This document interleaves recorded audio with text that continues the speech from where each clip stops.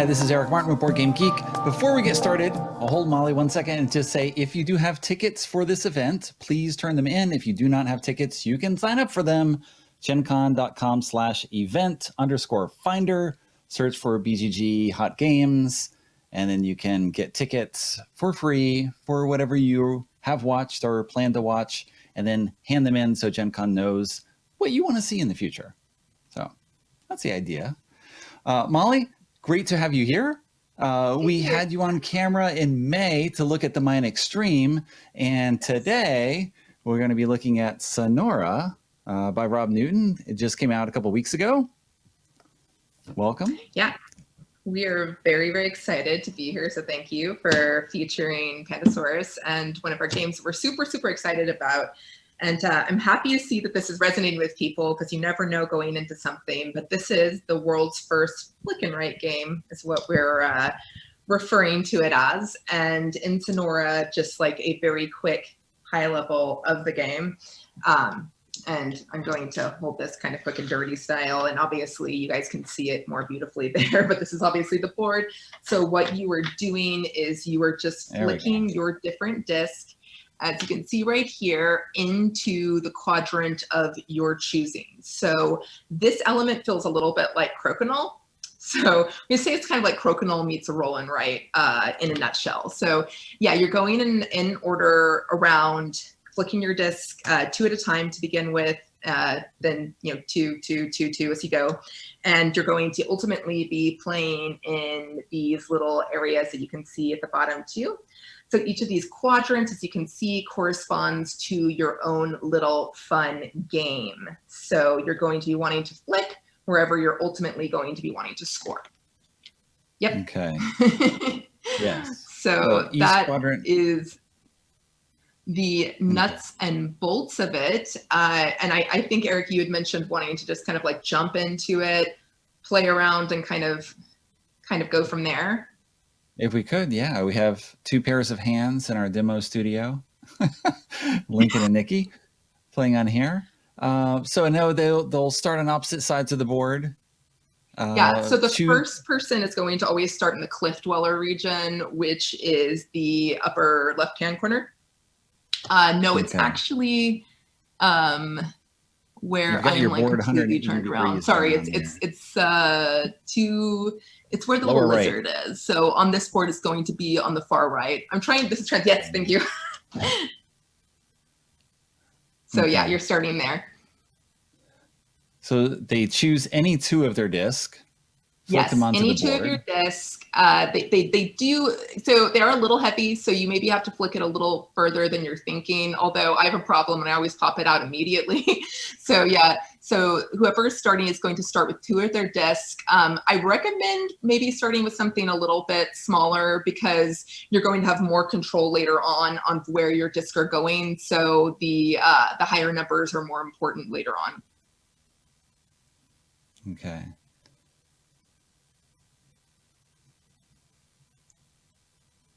Yep. All right. Now a second disc. Nope, Nikki does another one. So you do 2 at a time. If you aim for the small circles on the board, those are little bonuses you can get. Mm-hmm.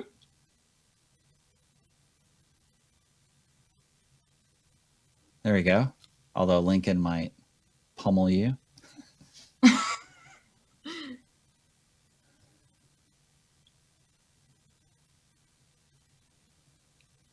Oh, Lincoln, what control? Look at that.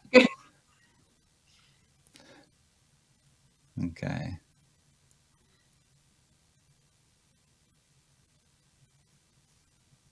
All right.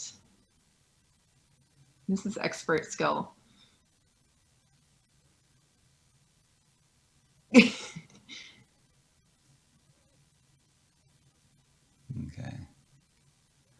So everyone's going to shoot their discs. You're trying to land in certain quadrants. Initially, we didn't tell Lincoln and Nikki anything about how they're scoring right now. They're just shooting kind of randomly, and then we'll resolve scoring and learn how everything works once they get through that. All right, we're down to 1.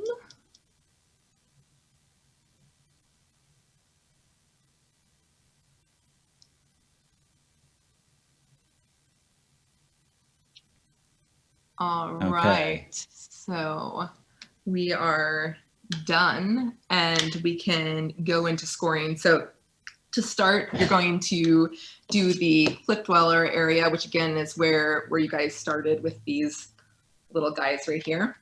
So in the Cliff Dweller area, you are going to add up however many discs that you have. So the numbers on each disc, just add them all together. The person with the highest number is going to be the person that's going to start. And I cannot see particularly well. So whoever has the highest, let me know, and you guys are going to go first. Okay, yeah. So we have 5, 3, 4. All right. And who was purple? Was it Nikki? Lincoln. It's Lincoln. So Lincoln's going to go first. So add up all your numbers, and all you're doing in this area is that you're trying to enclose these little guys. So it's just a race. All you're doing is crossing off whatever number you have. So if you had 5, it's just going to be 1, 2, 3, 4, 5 right there. And you're going, the first person who fills up that area is going to grab the 6 here and get this symbol right here. And this symbol is a reflex, which I'll explain in a second. Okay, but Lincoln actually had 9. He had the 5 Lincoln and a 4. has 9. So Lincoln, you can fill out any of these nodes. Like, it really doesn't matter. Or these little circles. It can be whichever area you want to ultimately be pushing for. So if you're trying to go for a big one like the 35 and you think you can get there soon, you can start there. It really doesn't matter. Or you can do one of the lower point ones and get it immediately. Right. So the player who first fills in an area in this space gets the larger bonus, which often comes with an additional bonus on top of just the higher point value. And then everyone else gets the secondary value, which is less. Yeah. So exactly. Yeah. So it's got a little press your luck element just as you're racing against other people. You don't know necessarily who's going to score what in which areas. Nikki's marking off 5 of her own. Yep. All right. She's already got that. Nikki just got the first area and she's going to get the 6. So she's going to get 6 points and she's going to get this, which is a reflex. Sorry, guys, can't see it particularly well, but that's the symbol right there. And the reflex are counted right. Let me see if I can stop moving right here. Exactly. So you can cross one of those off or circle it, I would say, so you can cross it off later. And you can use that whenever you want to. What that allows you to do is if you do a flick that you really don't like on your board, you are able to, at any point that you want to, you just don't like what your turn was, you can flick it again. So you can just pull it out, flick it again, and then go up here and cross out whichever one you used. And you'll also see this symbol, which looks like this. Right next to the reflex. Yeah. So these are swaps. A swap allows you to take out your disc. So when you're on the board, yeah, exactly. So you would circle those if you get them anywhere through this. That allows you to take your disc on any area of the board. Say you would usually use this if y'all want to show the board, I can show you if you've landed on a bonus. And it would allow you to take any of your disc that's a higher amount and you can switch it. So say if Lincoln wanted to switch here, if he has this bonus, right, exactly. He can switch by using a swap, the 5 and the 3, for instance. And then that's going to give him the 5 times 2 of that bonus. Okay. Yep. And often that's, you have Is that something you do now? Or is that like a circle to use later? Yeah, you can use that later. Okay. You start with one already on the board in addition to one reflick, and you can use it now if you wish, or often you use it if you have some specific goal you're trying to achieve. There's certain things you might want at certain times with certain values, and then as you play more, you get this. Yeah, certainly, yes. Then you see why you might want to swap at a certain region. Exactly, so right now, because it's pretty valuable. We're explaining the rules as you go along, so you guys have no idea what you're trying to do. No, but we're figuring it out. Okay, next region. All right. All right, the next region right here is the little canyon. So that's the area with the fox on it right here.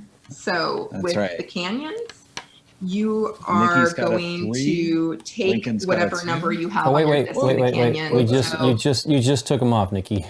What, was that bad? Yeah. I'm sorry. sorry. Yeah, All it's right, what it's basically. You got a 3 and a 2, yeah. In the canyon, if you guys just want to tell me what number you have, because I can't see Nikki them has a 3 again. and I have a 2. Okay, so if Nikki has a 3, Nikki can use this shape right here. So if you look, a 3 corresponds to this little shape. And she can add that shape to any place adjacent to the starting area, this little rectangle. And what you're ultimately trying to do is you're trying to enclose as many of these cacti as possible. And one thing about that, when you're placing these shapes, if you can't place the exact shape, you can go down. You can use anything down. You just can't go higher. So that gives you a little flexibility when you're trying to place these. So it's a little tetromino game. Can you flip them as well? Yeah. So like right there, I guess she goes adjacent to that starting space, or anywhere in that starting there is fine. Adjacent to it. It's just next to it, yeah. Okay, you can do that. There, yeah. And so for this area up here, you're scoring for the cacti that you circle. So there's 3 types of cacti. You can hopefully specialize in one type of cacti and get as many points as possible on that, although you can also just go for lots of them. Exactly. And specializing can be important. It's usually, I mean, it kind of depends, but it can usually be smarter because, as you can see, the further down you get of each specific type, the more that they count, the more points they are. So, and so you do that for each disc that you have in that area. So just grab a corresponding shape of the same value or less, and then place it. Cool. So were you able to place 2, or did you add to? Yeah, 2. I just did the one there. Yeah, Lincoln gets to Right. put in an L, and Nikki, you get to put in the Tetris shaped Right. Tetris S. Yeah, Tetris S. Done. Cool. So the next zone. Cross off your cacti as you enclose them as well.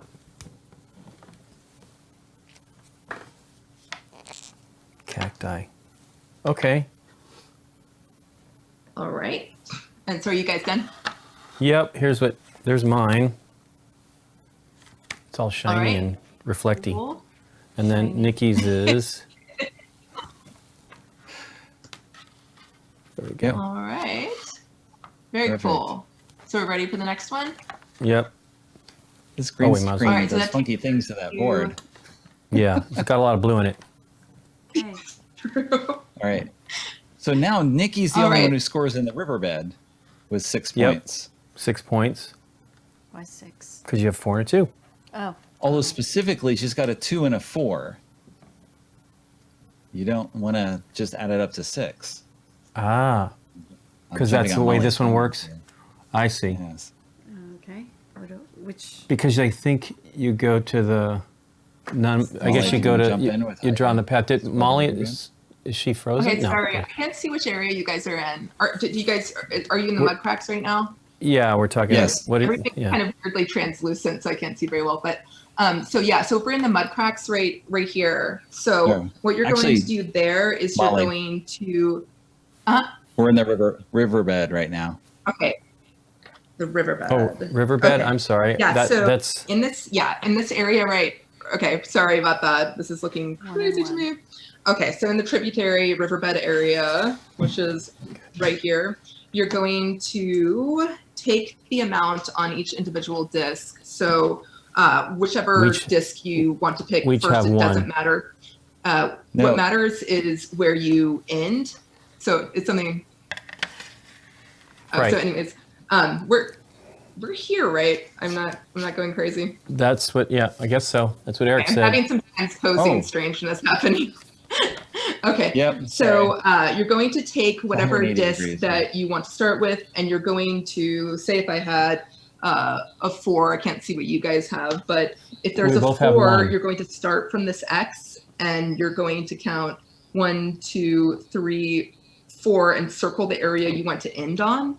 So in that case, I'm going to circle here. So it's going to be a 1, 2, 3, 4, and circle on these this little swap I have here. That's right. And that was my mistake reading this upside down. Yes, you do have just ones each. Right. Yeah, the upside down thing is a weird mind-blowing thing happening right now. And then you do that for any other discs that you have. So what matters is the number on the disc with this. You aren't adding them up. And so if you had a 3, then you're going to go, you can, again, move in any direction you want to. I can do 1, 2, 3 here and circle the last thing. So it would be 1, 2, 3, and I would get 2 points. And so high numbers are good here because they get you down to these bottom regions, which have a lot more value for you circling them. Although if you specifically want bonuses sometimes. So high numbers aren't always good. It's kind of interesting. Exactly. And yeah, so you can see things increase the further down you are. One little note there is if you do end up crossing off any of these little animal shapes here. So say if you get to this little fox guy right here, and this is going to pertain to the bonuses, and we'll talk about that as well in the flicking area. So if you end up hitting a fox right here, it has a 4-point bonus, and you're actually going to move, if you hit that, into the fox game, and this happens immediately. So if you circle a fox, you're going to immediately go to the fox game, and you're going to get 4 additional points to use here. So you're going to be able to use one of these shapes worth 4 points or lower. Neat. So there's a little bit of interesting kind of weird comboing happening as you're moving, trying to remember what's going on in the different areas. So. Okay. And that is something that we should maybe just go over right now, because I don't know if any of you guys, actually did any of you guys hit one of the bonuses on the board? No, we both only had, we both only had a 1. I mean, I did hit the bonus on that, yes. I circled the kangaroo or whatever, the bunny rabbit or the jackalope or whatever he is. Jackrabbit. Okay, cool. So I think we missed going over that. So one note there, if you hit the jackrabbit, so whatever it is that you, whatever the amount of that disc is, I think it's a 2, it's going to be double that. It's a 3. So you're going to get 4 points to use. And this also happens in the scoring phase. So you would have done this immediately as you were scoring the cliff dwelling area. You would have had 4 to score in the jackrabbit area, which is this guy. Yeah. So you were going to, we'll go into that for a second, but you would be scoring in this area. So which the is the final jackrabbit area that we're covering. We haven't covered that area yet. So Lincoln's going to have 6 points in the jackrabbit area due to the doubled 3. And then Nikki has 6 points due to her 2 and 4 being in that area. So what do we do in that area? How does that one work? All right, so that takes us to the last area, which is the mud cracks. So in the mud cracks, you are counting up everything that you have. So you're counting up the entire number on your disc.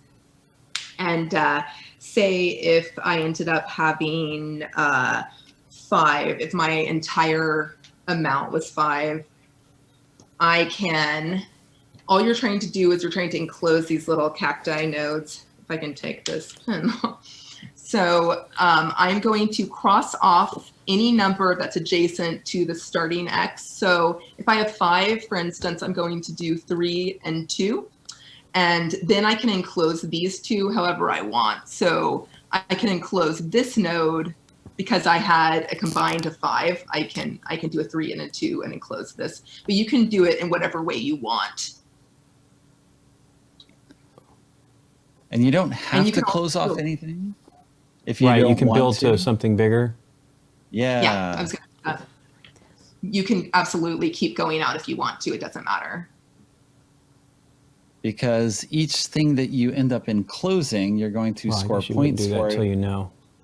At the end of the game, 2, 4, and 6 points Oh, I did that. for the different types of cacti that you enclose. I think you're just doing the circles, so you might not draw the lines until you're done, because who knows what you might have based on your die flicks, your disc flicks. That's actually a better strategy. Just to cross and then try to figure it out. Yep. One note too on that area, if there's anything that you want to draw, but you can't exactly do it in the exact same number amount that you have total, you can cross off whichever amount you want, and however many you have left over, you can start working on this bonus area. So for instance, if, this is what I just did. If I had 6 instead of 5, I could have done that still. I just would have had 1 leftover point.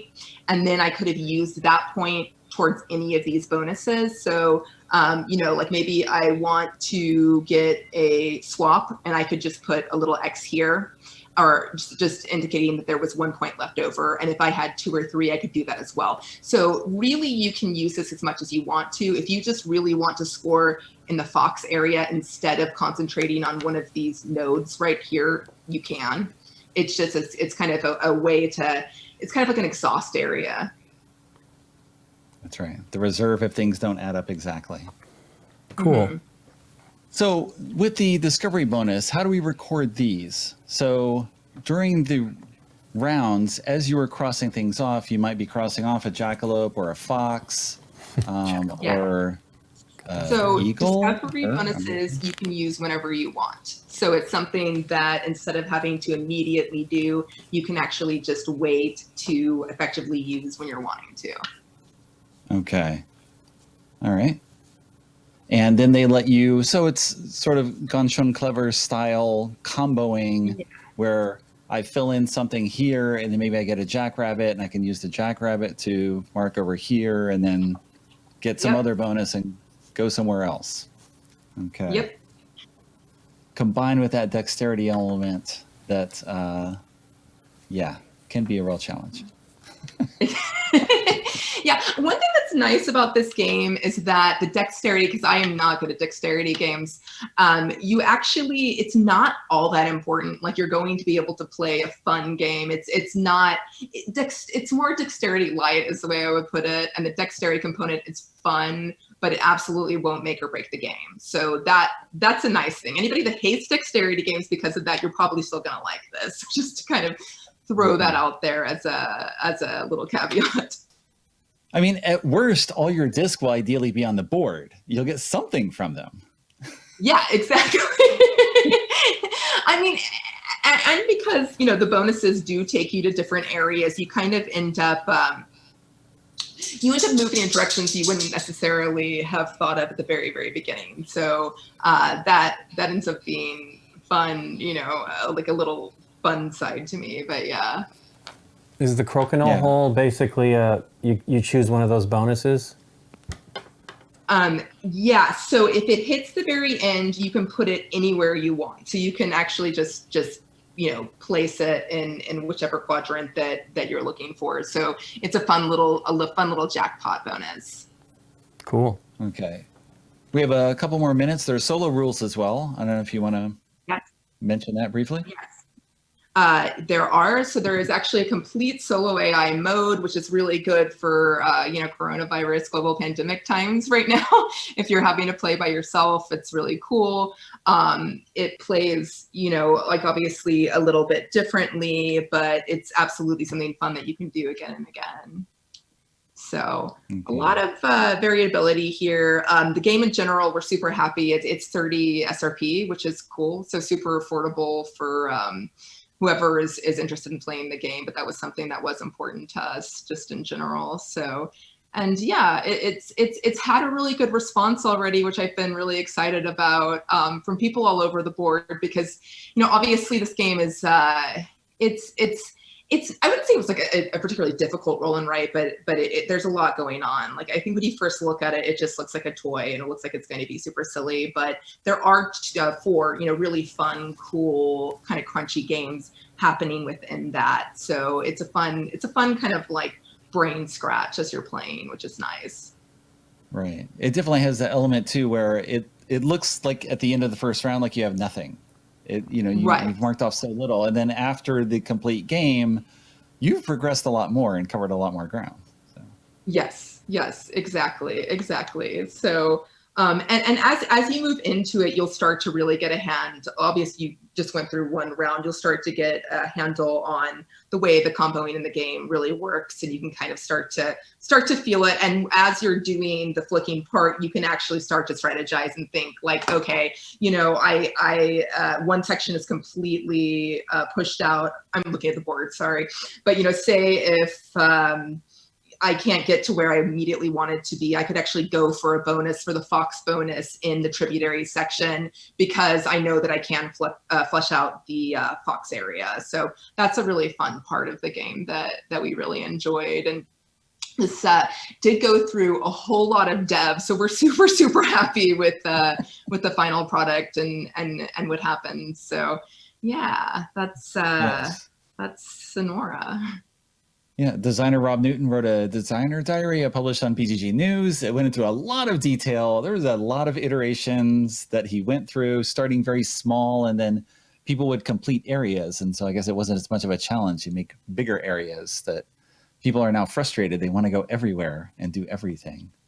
Yeah. I highly recommend reading his designer diary, because it's really interesting. It kind of gets into like kind of the more brainy stuff of what was going on with all the decisions that he made for Sonora. So, and this is like a out of the box interesting game.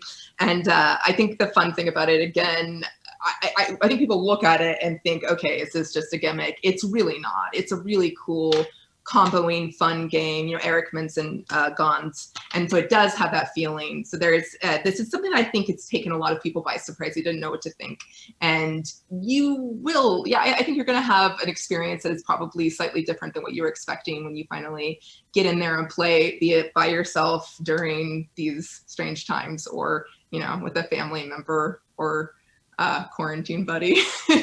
That's right. Someone like that.